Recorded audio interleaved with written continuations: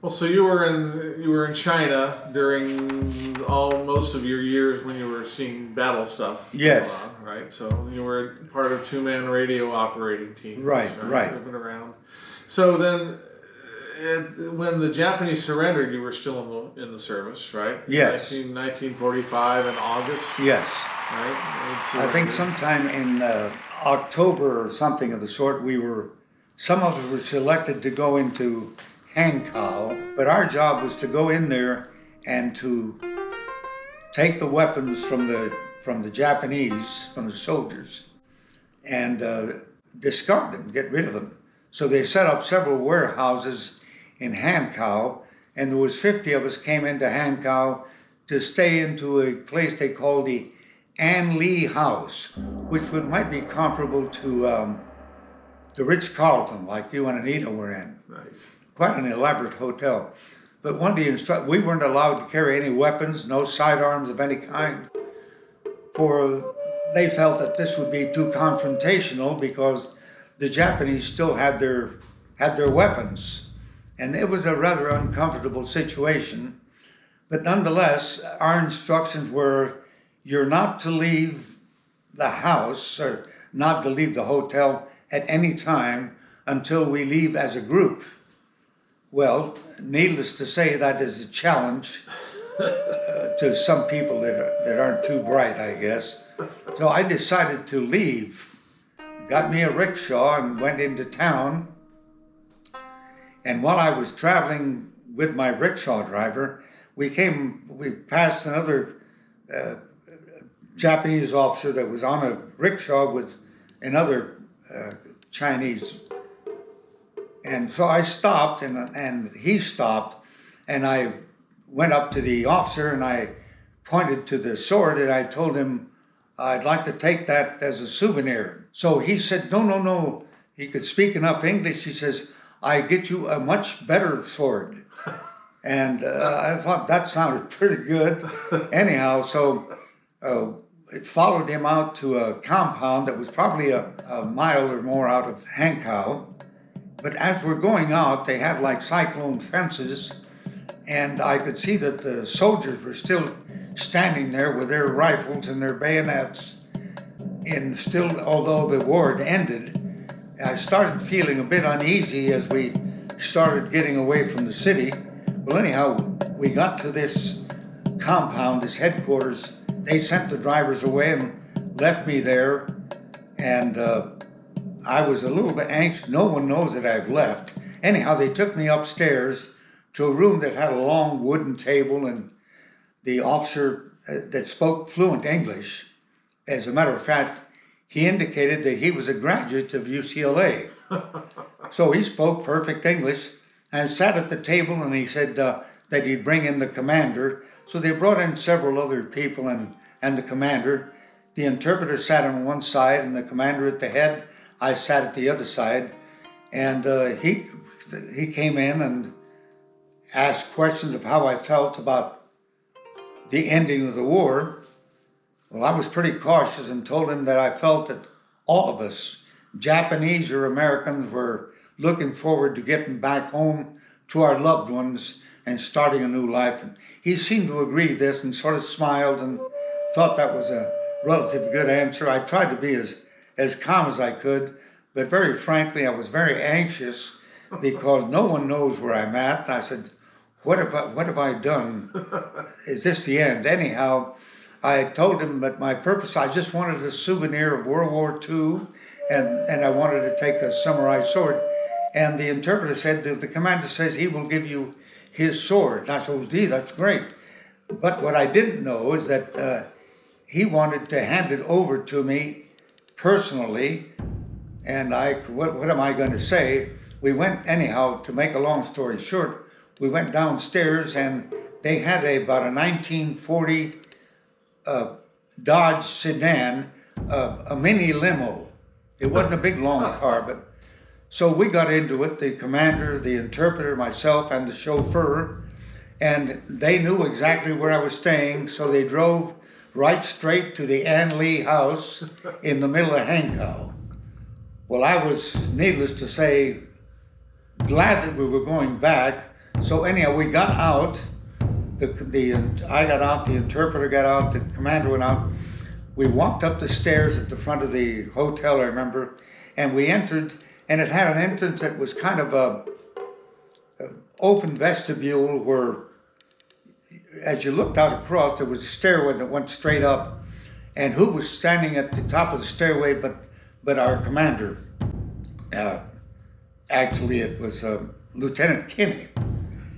And he's looking down, he had his hands akimbo, looking down at me, and so I walked in, and the interpreter was on one side, and the general, or the commander, walked in. He's standing very erect, and he's looking at me, and he reached down and took his sword out of its scabbard, and he held it with both hands. And I remember he took a little red ball and kind of wiped the blade, and he had this big grin on his face, and he asked the interpreter what kind of feeling goes through me as I see him standing there with that sword in his hand. And I told him that under the circumstances, I felt very relaxed, which was an utmost lie. I wasn't relaxed.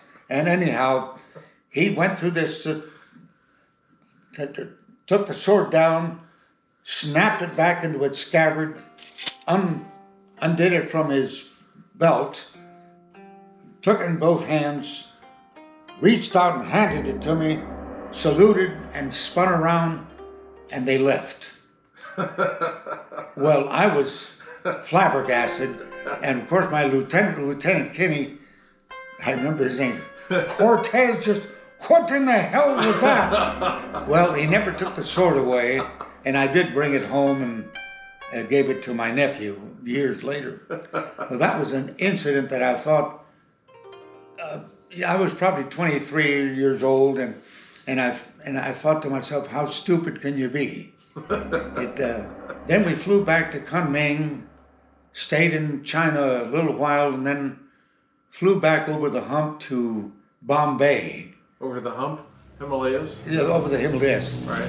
They didn't, in those days, they knew the canyons they could fly through because they couldn't really go high enough because of the lack of oxygen. But they would go through the openings in the different canyons. So went back to Bombay. And there's where I caught the ship, I think it must have been about November the 31st or something. 1945. 1945. But one of the things that when we first shipped over, food was something you waited for.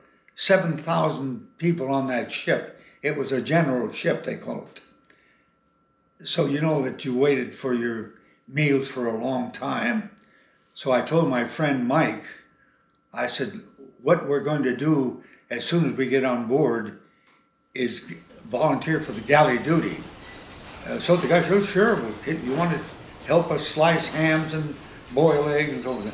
But the beauty of that is we never were hungry. We didn't have to wait in line for anything. And so that was a wise move. So for 31 days, we didn't have to wait in line for anything. If we were going to have that night or that evening, we just sliced this piece of ham.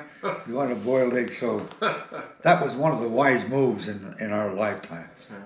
And then we got on, we went through the Indian Ocean, then we went through the Suez Canal and came out into the Atlantic, and we were there a total of 31 days until we got to New York City down the Hudson River. Wow. On the 31st of December, 1945. And I celebrated New Year's Eve in Times Square, January the 1st. Wow, that must have been something. Yeah. Oh, we were all. And I remember they had these phone booths lined up so we could call home. And here we're waiting in line, so I called home, and I says, I'm home again. And needless to say, none of us drank at all. Water, that is. Yeah. Your folks probably hadn't heard from you for months. No. Right. You know, mail wasn't too quick. As a matter of fact, speaking of mail, did I tell you about my sister Mary donating that old car that I had No. Well, in those days, you used to have what they call, was it V-mail, Jim? Uh-huh. Yeah. Well, and then the letters were always delayed, and we did our mail drop to us via small planes like L5s or something. But I remember getting a letter from my sister Mary, and it was a haystack. They'd gone to, they didn't call them bomb drives or scrap drives, but they were drives where they collected any kind of metal that you had and, donated for the cause. And my sister Mary starts the letter, says, "Doc, you know that old car you had in the driveway, I donated that to." And it was a 1926 Willis Knight, which ran. A Willis Knight. Yeah. I couldn't believe that she donated it. So I didn't finish the letter. I turned it over to look at the last page to see where it said, "Ha, I fooled you," but she never did. So I was so upset, oh my God. I'm off to fight the war, and you're junk in my car.